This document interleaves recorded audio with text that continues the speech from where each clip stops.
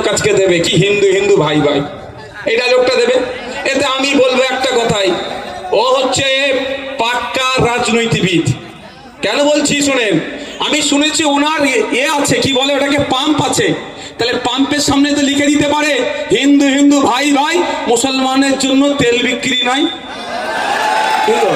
তখন লিখছে না, মুসলমান ভাইগুলাও ঢুকছে তেল ভরছে, মুসলমান হিন্দু ভাইগুলাও ঢুকছে তেল ভরছে। ব্যবসার বেলায় খুব ভালো বুঝে যায়। হিন্দু হিন্দু ভাই ভাই বলা হচ্ছে, তিলোত্তমা এতদিন বিচার পেল না কেন? বিচার যাতে পাই তার জন্য সিবিআইয়ের হাতে মামলা ছিল। সিবিআই কে দায়িত্বে থাকে? সিবিআই কার দায়িত্বে থাকে? সেন্ট্রালের দায়িত্বে থাকে, সেন্ট্রাল হোম মিনিস্ট্রির দায়িত্বে থাকে। সেন্ট্রাল হোম মিনিস্ট্রি সামলাচ্ছে আপনার অমিত শাহজি। তাহলে সিবিআইয়ের হাতে মামলা যাওয়ার পরেও তিলোত্তমার পরিবার নাই পেল না কেন? এটা আপনাদের জেনে রাখতে হবে। এই খুনের সাথে তৃণমূলের পরিবারের দামাল ছেলেরা জড়িয়ে আছে, আর তৃণমূল পরিবারের দামাল ছেলেগুলোকে বাঁচানোর জন্য বিজেপি সহযোগিতা করছে বকলমে। হিন্দু হিন্দু স্লোগান দিচ্ছ, তিলোত্তমার মা বাপটাও কিন্তু হিন্দু, এখনো বিচার পেল না কেন? এই প্রশ্ন আমাদেরকেই করতে হবে, অন্য কেউ করুক আর নাই করুক। আমরা কিন্তু ধর্ম দেখে প্রতিবাদ করি না, কিন্তু প্রশ্ন তো শুভেন্দুবাবুকে করতে হবে।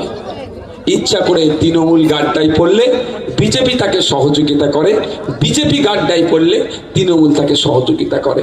আপনারা ভুলে যাচ্ছেন মহাকুম্ভে যে বিপর্যয় হয়েছিল, দোষ ছিল সরকারের, যোগী আদিত্যনাথের দোষ ছিল, বিজেপির দোষ ছিল। পার্লামেন্টে যখন আলোচনা হচ্ছে, আলোচনা করার দাবি তুলেছে, আলোচনা করলো না। যখন বিজেপি ব্যাক ফুটে জবাব দিতে হবে যে এত প্রায় 5,000 কোটি টাকার প্রজেক্ট, তারপর ওখানে ধর্মপ্রাণ হিন্দু ভাইরা গিয়ে আক্রান্ত হলো কেন, মারা গেল কেন, ক্ষতিগ্রস্ত হলো কেন? যখন পার্লামেন্টে এটা নিয়ে চর্চা করার কথা বলছিল, যখন তৃণমূল চাপে, বিজেপি যখন চাপে পড়ছিল, মমতা ব্যানার্জির দলের এক এমএলএ এমপি চলে গেল কুম্ভে গিয়ে স্নান করে বলল এর থেকে ভালো কুম্ভের আর আয়োজন কেউ করতে পারবে না। মানে বিজেপিকে ক্লিন চিট দিয়ে দিল। তৃণমূল গাড্ডায় পড়লে বিজেপি ক্লিন চিট দেয়, আর বিজেপি গাড্ডায় পড়লে তৃণমূল ক্লিন চিট দেয়। আপনাদের বুঝতে হবে বিষয়টাকে। বন্ধুগণ, আমি বক্তব্য দীর্ঘায়িত করবো না, কটা বাজে?